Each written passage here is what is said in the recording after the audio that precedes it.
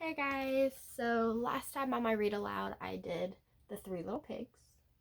So today I'm going to do the true story of the Three Little Pigs, and this is told from the wolf's point of view.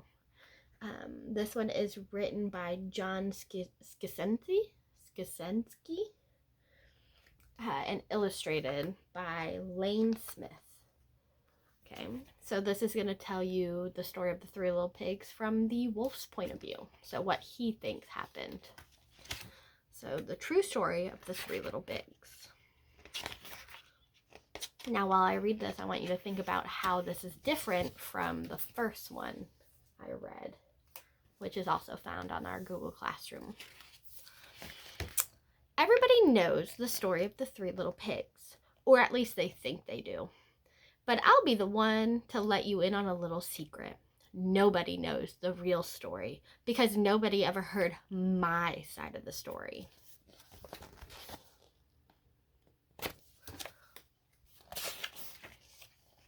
I'm the wolf, Alexander T. Wolf. You can call me Al. I don't know how this whole big bad wolf thing got started, but it's all wrong. Maybe it's because of our diet. Hey, it's not my fault wolves eat cute little animals like bunnies and sheep and pigs. That's just the way we are. If cheeseburgers were cute, folks would probably think you were big and bad too. So there's Al. There's his cheeseburger if it was cute. I probably wouldn't eat that cheeseburger. But like I was saying, the whole big bad wolf thing is all wrong. The real story is about a sneeze and a cup of sugar. This is the real story. So his sneeze, cup of sugar.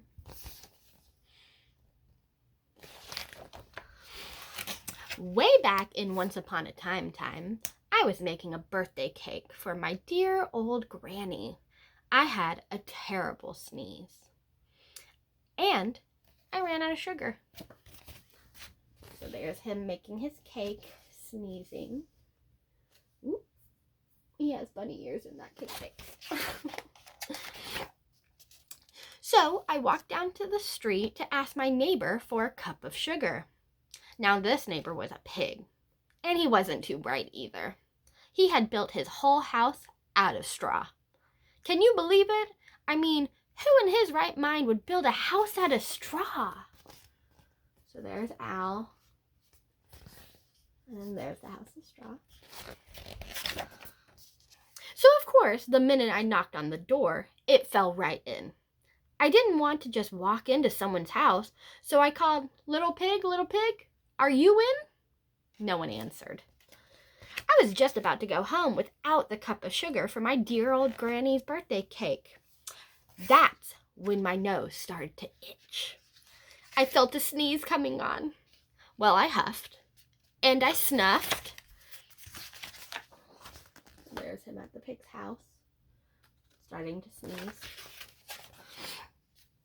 And I sneezed a great sneeze.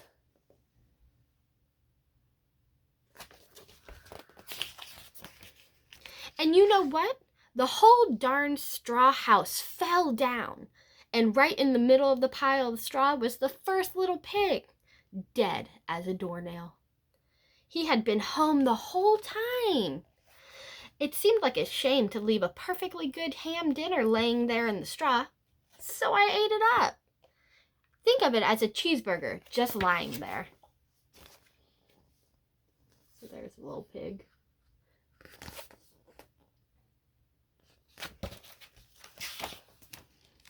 I was feeling a little better, but I still didn't have my cup of sugar, so I went to the next neighbor's house.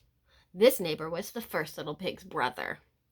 He was a little smarter, but not by much. He had built his house out of sticks. I rang the doorbell on the stick house. Nobody answered. I called, Mr. Pig, are you in? He yelled back, go away, Wolf, you can't come in. I'm shaving the hairs on my chinny chin chin. So there's the stick house. The pig shaving his chin.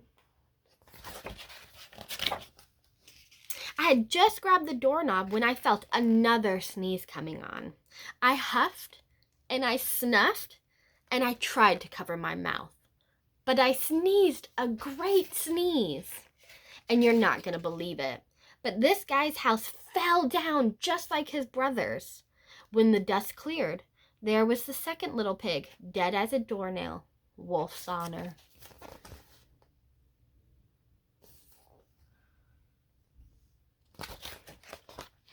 Now you know food will spoil if you just leave it out in the open.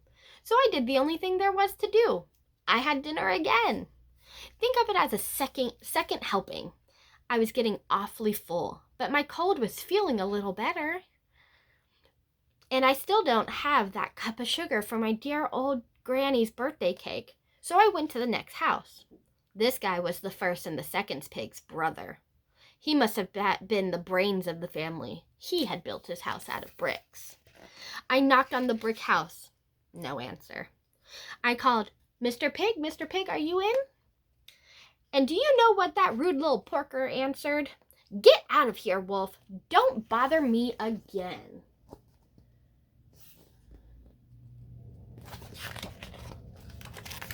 Talk about impolite.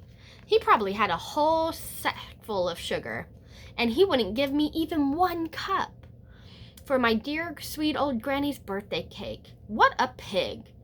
I was just about to go home and maybe make a nice birthday card instead of a cake, but then I felt my cold coming on.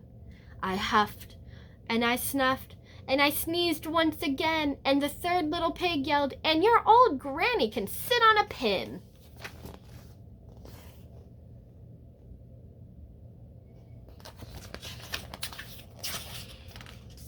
Now, I'm usually a pretty calm fellow, but when somebody talks about my granny like that, I go a little crazy. When the cops drove up, of course I was trying to break down the pig's door, and the whole time I was huffing and puffing and sneezing and making a real big scene. So there is the police and the wolf. And the rest, they say, is history. The news reporters found out about the two bigs I had for dinner. They figured a sick guy going to a bar or a cup of sugar didn't sound very exciting. So they jazzed up the story with all of that huff and puff and blow down your house. And they made me the big bad wolf. That's it, the real story. I was framed.